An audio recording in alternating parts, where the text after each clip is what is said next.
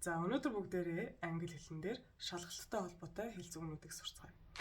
Эхнийх нь hit the books. За энэ нь study буюу сурах гэсэн утгатай. Жишээлбэл I'm going to hit the books tonight because I have an English exam tomorrow. Хоёр дахь нь call it a day. Энэ нь дуусгах буюу finish гэсэн утгатай. I'm going to call it a day because it's too late. Гурав дахь нь it's not rocket science. Энэ нь easy буюу амархан хэлбэр гэсэн утгатай. Жишээлбэл tomorrow's English exam is not rocket science. Дөрөв дахь нь fed up with. За энэ нь tired буюу ядарсан гэсэн утгатай. I'm fed up with studying for tomorrow's exam. Last one буюу сүүлийнх нь get to the bottom of. Энэ нь understand буюу ойлгох гэсэн утгатай.